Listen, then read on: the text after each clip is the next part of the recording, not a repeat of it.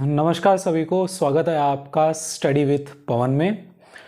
आज हम एक बहुत ही बेहतरीन टॉपिक के साथ शुरुआत करेंगे जिसका नाम है कॉमन डिजीजेज इन ह्यूमंस।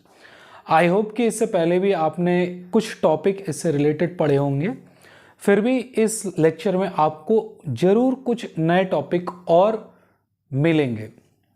ठीक है, तो ये हर तरीके की परीक्षाओं के लिए काफ़ी इंपॉर्टेंट होने वाला है। तो आइए बिना समय बर्बाद किए हम आगे बढ़ते हैं।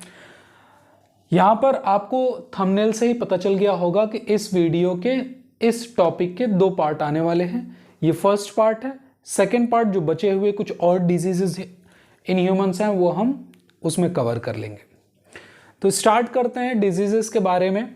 तो सबसे पहले जो हम पैथोजन लेंगे वो होगा फंजाई, यानी फंजाई से होने वाले जितने भी डिजीजेज हैं, या यूँ कहें कि जो फंगल डिजीजेज हैं उनके बारे में हम बात कर लेते हैं।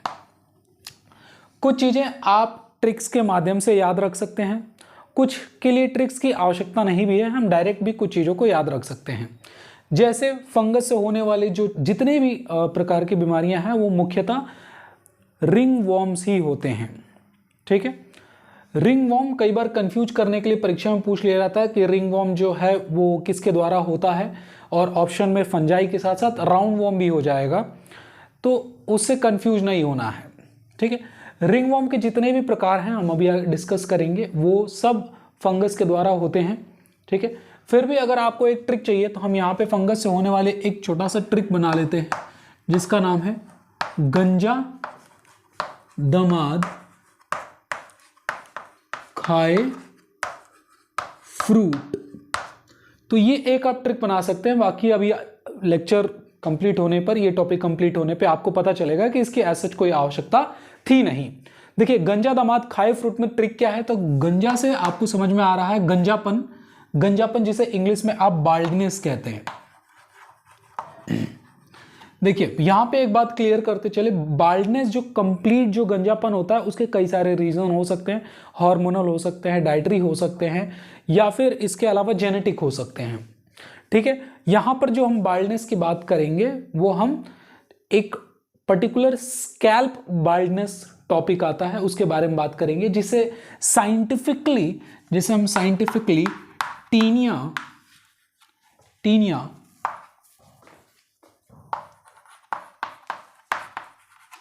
कैपिटिस कहते हैं।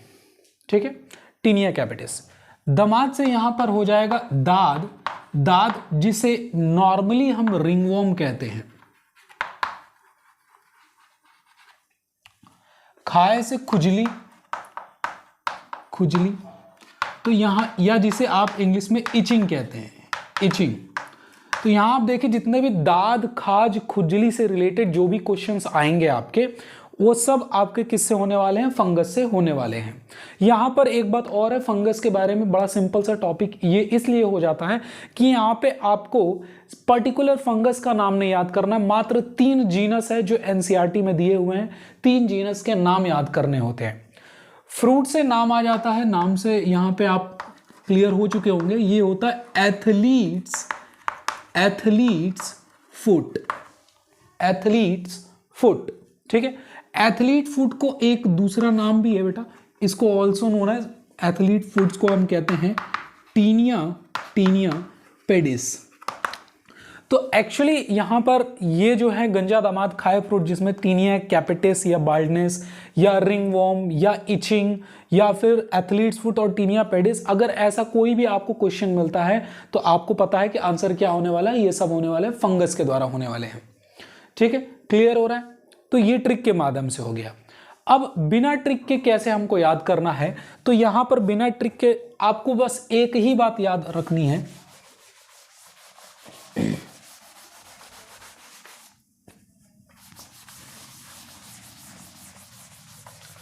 यहां पर बिना ट्रिक के आपको बस एक ही याद रखनी है कि फंगस के द्वारा एक बीमारी होती है जिसका नाम है रिंग वॉर्म। ठीक है, इसका साइंटिफिक नेम जो है वो है डर्मेटोफाइसिस। ठीक है, डर्मेटोफाइसिस। ठीक है, या फिर जिसे हम कॉमनली रिंगवॉर्म कहते हैं। अब डिपेंड करता है कि रिंगवर्म बॉडी के कौन से रीजन पे हुआ है, रिंगवर्म बॉडी के कौन से रीजन पे हुआ है, उसके अनुसार जो रिंगवर्म या डर्मेटोफाइसिस है उसको हम अलग अलग प्रकार से क्लासिफाई करते हैं। जैसे अगर रिंगवर्म जो है वो बियर्ड वाले रीजन में हुआ है, अगर जो ये दाढ़ी ओढ़ी वाला जो रीजन है यहाँ पर अगर इस प्रकार से कोई दांत खाज कभी कभी आप देखने को मिलता है, अगर ये हुआ है तो फिर हम इसे कहते हैं टीनिया बार्ब्यू, ठीक है। और अगर ग्रोइन वाला रीजन है, जैसे आर्मपिट वगैरह है या ग्रोइन वाले रीजन है, ठीक है, पेल्विस रीजन में, तो अगर ग्रोइन रीजन है तो फिर ऐसे रिंगवर्म को हम कहते हैं टीनिया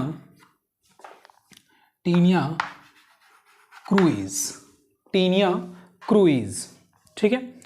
और अगर हमारे फीट पांव में है, अगर रिंगवर्म का लोकेशन अगर फीट है ना, पर्टिकुलरली जो उंगलियों के बीच में जो होता है, पैर के उंगलियों के बीच में जो होता है, मिट्टी में रहने के कारण, ठीक है, ये इसका कॉमन कॉज है रिंगवर्म का, ठीक है, मिट्टी के कारण ये स्प्रेड होता है।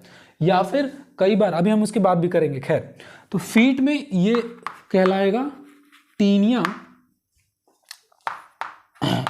पेडिस, या इसी को आप कॉमनली एथलीट्स फुट कहते हैं, ठीक है। तो ये अलग अलग रीजन में पाए जाने के कारण इनके अलग अलग नाम हैं, ठीक है, और कोई नई बात नहीं है इनमें, ठीक। कुल मिला जुला के आपको ये याद रखना है कि रिंगवर्म, ठीक है, ये किसके द्वारा होता है, ये होता है फंगस के द्वारा, ठीक है। और यहाँ पर जो फंगस के तीन, देखिए बहुत प्रकार के फंगस हैं जो अलग अलग प्रकार के स्किन रिलेटेड डिजीजेस के लिए जिम्मेदार होते हैं, लेकिन यहाँ पर 3 ऐसे जीनस हैं फंगस के, जीनस ध्यान से सुनिएगा, जीनस हैं जो कि ये रिंगवर्म, जो कॉमन रिंगवर्म है देखने को मिलते हैं, उसके लिए वो जिम्मेदार होते हैं। कौन कौन है, तो सबसे पहला है माइक्रोस्पोरम, ठीक है। अब ये पार्ट सबसे इंपॉर्टेंट है, इन सबसे ज्यादा इंपॉर्टेंट ये है माइक्रोस्पोरम।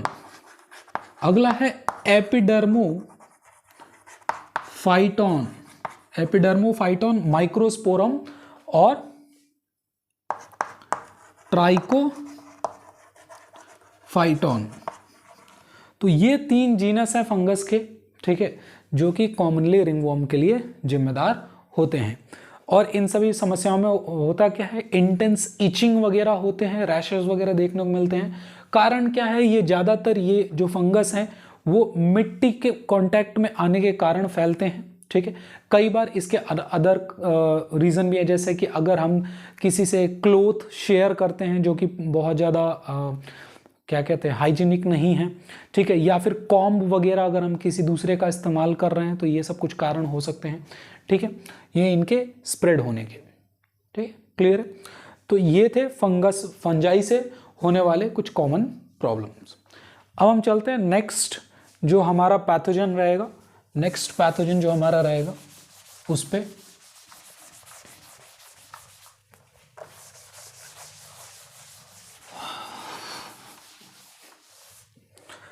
अगले जो ह्यूमन डिजीजेस के बारे में बात करेंगे वो पैथोजन किससे रहेगा, वो रहेंगे प्रोटोजोअन्स के द्वारा, है ना, प्रोटोजोअन्स के द्वारा होने वाले कुछ जो है डिजीज उनकी बात करते हैं। अगर ट्रिक की बात करेंगे तो यहाँ पे ट्रिक क्या बनता है, यहाँ पे ट्रिक देखिएगा, आपने कई प्रकार के ट्रिक ऑलरेडी पढ़े होंगे, है ना। यहाँ पर कुछ मैंने पुराने ट्रिक्स को मॉडिफाई करके लाए हैं आप ताकि आपके ज़्यादा से ज़्यादा सही क्वेश्चंस बन पाए, ठीक है। त्रिशा ट्रिक क्या है, त्रिशा काम पे सोती है, और है को हम डाल देंगे ब्रैकेट में क्योंकि ये सिर्फ ये सेंटेंस को बनाने के लिए है, ऐसा चीज का कोई इस्तेमाल यहाँ पे नहीं होने वाला है। फिर देख लीजिएगा ट्रिक क्या है, त्रिशा काम पे सोती है, ठीक है। त्रिशा से यहाँ पे देख लेंगे कौन सा डिजीज है, कौन सा डिजीज, तो यहाँ पे देख लेंगे डिजीज का नाम है ट्राइकोमोनासिस, त्रिशा ट्राइकोमोनासिस, ठीक है। काम से, का से हो जाएगा आपका कालाजार, या जिसे आप ब्लैक फीवर भी कहते हैं, ठीक है। म से हो जाएगा मलेरिया, मलेरिया। पे से हो जाएगा बच्चे, पे से हो जाएगा पेचिस, पेचिस, जिसे इंग्लिश में आप कहते हैं डिसेंट्री, डिसेंट्री, या मोर स्पेसिफिकली हम बात करें तो पेचिस डिसेंट्री, या उसे कहेंगे अमोएबिक डिसेंट्री, ठीक है। तो इसी को कहते हैं अमोएबिक डिसेंट्री, या कुछ जगहों पर इसी को लिखा हुआ मिलेगा अमोएबियासिस, ठीक है। चलिए, सोती नाम से क्लियर है, सोती से हो जाएगा स्लीपिंग, स्लीपिंग सिकनेस, ठीक है। अब थोड़ा सा डिटेल इनके बारे में बात कर लेते हैं। देखिए, ट्राइकोमोनियासिस कौन सी प्रॉब्लम है, तो यहां पर वेरी इंपॉर्टेंट करके नोट कर लीजिएगा कि ट्राइकोमोनियासिस जो है ये एक प्रोटोजोवन एसटीडी है। क्या है ये?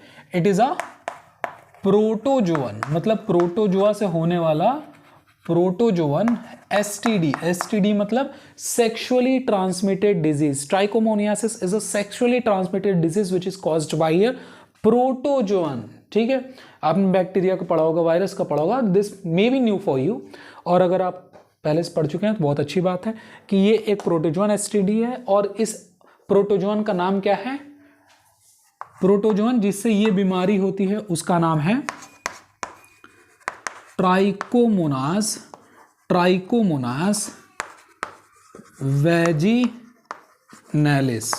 ठीक है, ट्राइकोमोनास वेजिनैलिस। अब इसमें देख लेंगे प्रॉब्लम क्या होती है। तो ये मेल और फीमेल दोनों को ही अफेक्ट करता है, लेकिन डिफरेंटली।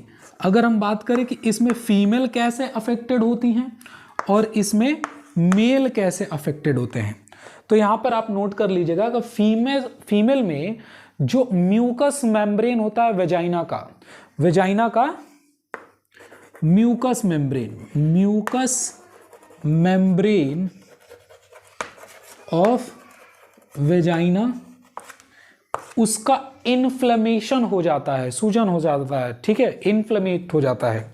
और अगर मेल की बात करें तो मेल का जो यूरेथ्रा है, मेल का यूरेथ्रा, इसमें इन्फ्लेमेशन हो जाता है। तो inflammation of urethra in male and inflammation of mucous membrane of vagina in case of female, ठीक है। ये प्रॉब्लम होती है इस डिजीज में, ट्राइकोमोनियासिस, जो कि एक प्रोटोजोन एसटीडी है और ये प्रोटोजोआ का नाम रहा ट्राइकोमोनास वेजिनालिस, ओके।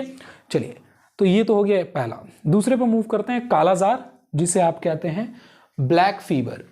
तो यहां पे आप नोट कर लेंगे कि कालाजार या ब्लैक फीवर जो है ये एक फ्लैजिलेटेड प्रोटोजोअन से होता है, ठीक है। अगर आपको क्लास 11th का बायोलॉजिकल क्लासिफिकेशन याद है तो प्रोटोजोआ जब आप पढ़ेंगे तो वहाँ पे स्लाइमोल्स, यूग्लिनोइड्स, फिर प्रोटोजोन्स, इस प्रकार के अलग अलग ग्रुप बनाए गए हैं। और उन प्रोटोजोअन में आपको मिल जाएगा अमीबा, मिल जाएगा, इसके अलावा flagellated protozoan, ciliated protozoans and sporozoans मिल जाएंगे। जैसे कि अभी आप पढ़ेंगे प्लाज्मोडियम स्पोरोजोअन की कैटेगरी में आता है, जबकि कालाजार जो है जिस प्रोटोजोअन से होता है वो एक फ्लैजिलेटेड प्रोटोजोअन है। तो it is caused by a flagellated protozoans, ठीक है। और उस प्रोटोजोअन का नाम क्या है? तो उस प्रोटोजोअन का नाम है लेशमेनिया, ठीक है। प्रोटोजोअन का नाम क्या है? लेशमेनिया, ठीक है। इसलिए इसको कई बार, इस कालाजार को कई बार लेशमेनियासिस भी कहते हैं।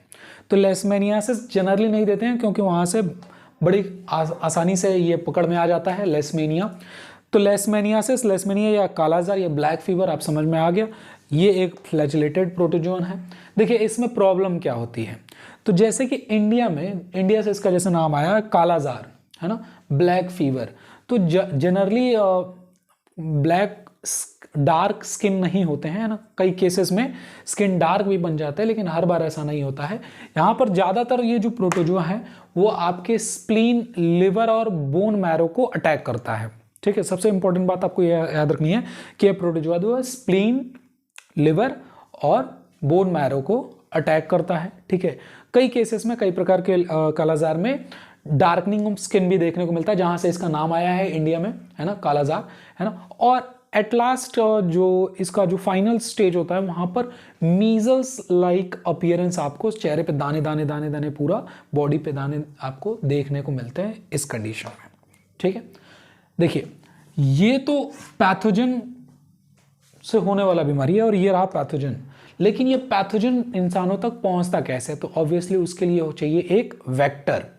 ठीक है, तो यहां पर जो वेक्टर होता है वो है सैंड फ्लाई। ठीक है, क्लियर है, नोट कर लीजिएगा, सैंड फ्लाई वेक्टर है कालाजार के लिए, जो कि किससे होता है? लेशमैनिया से होता है। ठीक है, आगे बढ़ते हैं मलेरिया पे। तो मलेरिया आपको पता है बेटा, मलेरिया जो है ये किससे होता है? ये एक स्पोरोजोन से होता है, स्पोरोजोन जिसका नाम है प्लाज्मोडियम।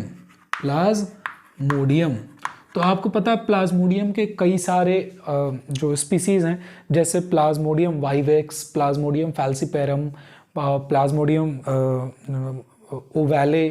ठीक है, ऐसे बहुत प्रकार के प्लाज्मोडियम स्पीसीज हैं जो कि मलेरिया के लिए रिस्पॉन्सिबल होते हैं।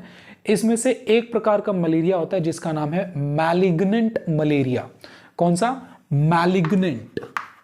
मैलिग्नेंट मलेरिया जो होता है वो सबसे ज़्यादा डेंजरस होता है। जैसे आपको ऑप्शन में दे दे कि tertian malaria, cerebral malaria, malignant malaria में कौन सबसे ज़्यादा फैटल घातक होता है, कौन सबसे ज़्यादा सीरियस होता है, तो आप कहेंगे मैलिग्नेंट मलेरिया होता है। और पूछ ले कि मैलिग्नेंट मलेरिया कौन से प्लाज्मोडियम से होता है, तो आप आंसर लिखिएगा प्लाज्मोडियम फैल्सीपेरम। ठीक है, प्लाज्मोडियम फैल्सीपेरम। ठीक, क्लियर है इतना बात? आपको बाकी पता ही है, इसका वेक्टर जो है वो कौन होता है? वो होता है फीमेल एनाफिलीज मॉस्क्यूटो। ठीक है, फीमेल एनाफिलीज मॉस्क्यूटो इसका वेक्टर हो गया है। ठीक, बाकी आपको एक बात और पता कर यहाँ पे याद रखनी है कि प्लाज्मोडियम को अपना लाइफ साइकिल कंप्लीट करने के लिए दो होस्ट की आवश्यकता पड़ती है। एक ह्यूमन होते हैं या कोई अदर प्राइमेट्स हो सकते हैं, और दूसरा इनको मॉस्क्यूटो चाहिए होता है। तो आधा लाइफ साइकिल ये मॉस्क्यूटो में और आधा ह्यूमन की बॉडी में ये कंप्लीट करते हैं। तो यहाँ पे दो इनको चाहिए होता है। वहीं पे अगर बात करें पेचिस अमोइबिक डिसेंट्री या अमोइबियासिस से, तो ये किससे होता है? तो ये होता है एक अमीबा जिसका नाम है एंटा अमीबा हिस्टोलिटिका। ठीक है, इसको ये आप जानते हैं किसके द्वारा होता है? एंटा अमीबा हिस्टोलिटिका। ठीक है, तो ये एक प्रकार का प्रोटोजोन है एंटा अमीबा हिस्टोलिटिका, और ये जो है ये इंटेस्टाइन में चला जाता है। ठीक है, और इंटेस्टाइन वाले रीजन को अफेक्ट करता है। अभी डिटेल इसकी बात हम नहीं कर रहे हैं। वैसे ये इंटेस्टाइन के जो इनर वॉल है उनको डैमेज करता है। ठीक है, और इसके जो कॉमन आपको सिम्टम्स जो दिखते हैं वो कॉन्स्टिपेशन दिखता है, एब्डोमिनल पेन दिखता है, ऑब्वियसली यहाँ पे जो स्टूल होता है, जो फीकल मैटर होते हैं उसमें ब्लड डिस्चार्ज होता है, इसलिए इसको कई बार ब्लडी डायरिया भी कहते हैं। और अगर फ्रीक्वेंट ब्लड का डिस्चार्ज हो रहा है तो इसमें अनीमिया वगैरह भी हो सकता है। ठीक है, तो अनीमिया वगैरह का इसमें प्रॉब्लम रहता है। बाकी अगर मलेरिया में बात करें तो आप जानते हो बच्चा, है ना, मलेरिया में क्या होता है कि आपको हाई फीवर होते हैं, है ना, रिकरिंग फीवर होते हैं जो कि 3-4 दिनों पर ये रिटर्न होते रहते हैं। इसके अलावा यहाँ पर भी आपको अनीमिया जैसी प्रॉब्लम, मतलब लॉस ऑफ वो क्या कहते हैं, आरबीसी बहुत ज़्यादा डिस्ट्रॉय हो जाते हैं, तो उनके कारण अनीमिया वगैरह का यहाँ पे भी शिकायत देखने को मिलता है। ठीक है, एंटा अमीबा हिस्टोलिटिका के बारे में आपको एक बात एक्स्ट्रा में अगर आप जानना चाहें तो ये नोट कर सकते हैं कि एंटा अमीबा हिस्टोलिटिका जो होता है उसे एक ही होस्ट चाहिए होता है। ठीक है, अपने लाइफ साइकिल को कंप्लीट करने के लिए, जबकि यहाँ पे प्लाज्मोडियम में हमने देखा कि 2 होस्ट चाहिए होता है। बाकी ये इन्फेक्टेड जो कंटेमिनेटेड फूड होते हैं, वाटर होते हैं, उनके थ्रू ये बॉडी में चला जाता है। ठीक है, इसके अलावा स्लीपिंग सिकनेस की बात करते हैं तो स्लीपिंग सिकनेस ये अनदर फ्लैजिलेटेड प्रोटोजोन से होता है, ये भी एक फ्लैजिलेटेड प्रोटोजोन से होता है जिसका नाम है ट्रिपैनोसोमा। ठीक है, इसलिए इसको ट्रिपैनोसोमियासिस भी कहते हैं। ये एक फ्लैजिलेटेड प्रोटोजोन है, इससे जो प्रॉब्लम होती है उसे हम कहते हैं स्लीपिंग सिकनेस। ठीक है, इसमें क्या प्रॉब्लम होती है, इसमें प्रॉब्लम ये होती है कि अगर ये एडवांस लेवल तक पहुंच गया, अगर स्लीपिंग सिकनेस एडवांस लेवल पर पहुंच गया तो जनरली या ये जो है ये पुअर कोऑर्डिनेशन, बॉडी में प्रॉपरली कोऑर्डिनेट नहीं कर पाता है, कंफ्यूजन होता है, बिहेवियरल चेंजेस देखने को मिलते हैं, और अगर ट्रीट नहीं किया गया तो obviously at last it can be very fatal, बहुत ज़्यादा हानिकारक हो सकता है और it can lead to death. ठीक है, तो ये हो गया स्लीपिंग सिकनेस ट्रिपैनोसोमा के बारे में। ठीक है, और इसका वेक्टर जो होता है वो सिसेफ्लाई होता है। ठीक है, वेक्टर मैं लिख दूं यहाँ पे, वेक्टर स्पेलिंग ध्यान देखेंगे TSE, लेकिन पढ़ते हम C हैं, सिसे फ्लाई। ठीक है, सिसे फ्लाई होता है। तो ये वो डिजीजेस थे जो कि किसके द्वारा होते हैं, प्रोटोजोन के द्वारा होते हैं। और लास्ट जो पैथोजोन आज का हमारा रहेगा इस वीडियो के लिए, छोटा सा टॉपिक है, उसको भी हम लोग देख लेते हैं।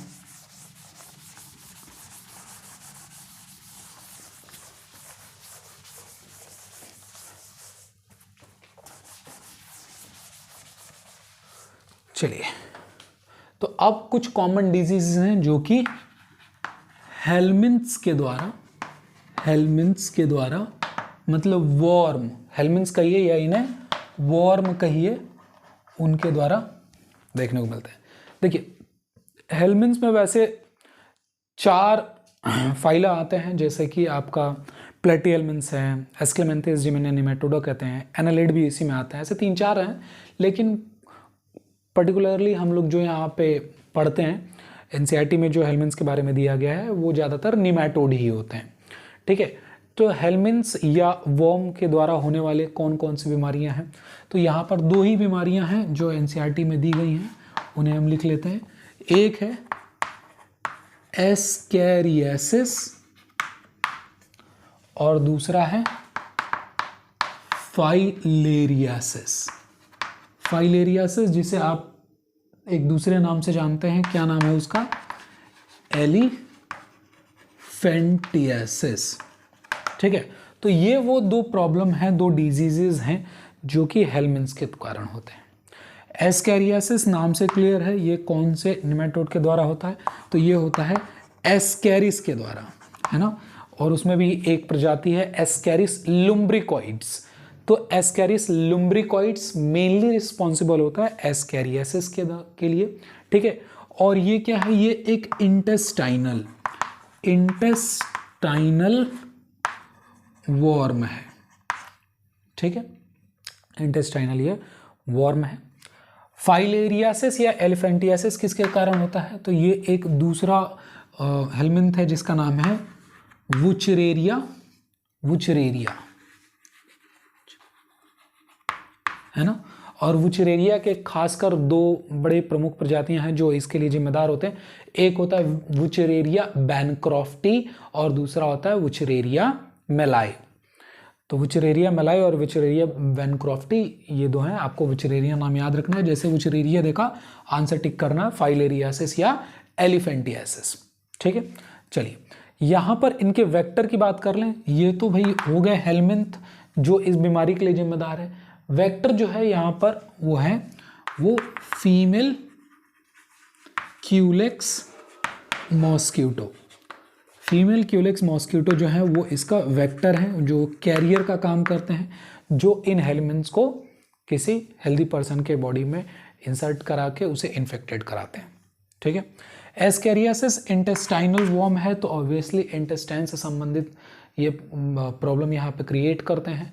ये इंटेस्टाइन के वॉल को इरोड करते हैं, उसके अंदर घुसते हैं, वहाँ से न्यूट्रिएंट लेने की कोशिश करते हैं, और इंटर्न फिर क्या होता है, बहुत सारे ब्लड वगैरह डिस्चार्ज होता है, पेन वगैरह होता है। ठीक है, अनीमिया वगैरह केसेस इन सीवियर कंडीशन जब ये पहुँच जाता है तब देखने को मिलता है।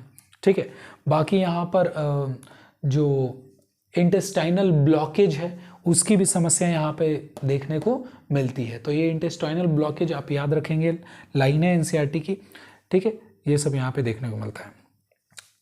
बाकी फाइलेरियासिस में बोले तो फाइलेरियासिस में जो है वो क्रोनिक इन्फ्लेमेशन हो जाता है ऑर्गन का, ठीक है। एनसीईआरटी हमारी क्या कहती है कि क्रोनिक इन्फ्लेमेशन हो जाता है, बहुत ज़्यादा हो जाता है, और वो भी पर्टिकुलरली किसका lymphatic vessels of lower limbs, है ना। क्रोनिक इन्फ्लेमेशन हो जाता है, क्रोनिक इन्फ्लेमेशन हो जाता है, स्पेशली किसका, lymphatic vessels of lower limbs, ठीक है। इसमें जो सेक्स ऑर्गन्स हैं वो भी अफेक्ट होते हैं, इस प्रॉब्लम में सेक्स ऑर्गन भी अफेक्टेड होते हैं। और लोअर लिम्स में पर्टिकुलरली जो लेग होता है वो बहुत ही ज़्यादा एकदम से इन्फ्लेम्ड हो जाता है, बहुत बुरी कंडीशन हो जाती है, और इस वजह से इसका नाम आया है एलिफेंटियासिस, ठीक है। तो यहाँ पर ये कुछ कॉमन डिजीजेस थे ह्यूमन के, ठीक है। अगले वीडियो में हम लोग कुछ और डिजीजेस के साथ आएंगे। आज के लिए बस इतना ही रखते हैं, ठीक है। वीडियो अच्छा लगा हो तो लाइक और शेयर कर दीजिएगा। मिलते हैं नेक्स्ट वीडियो में, आज के लिए इतना ही। Thank you so much.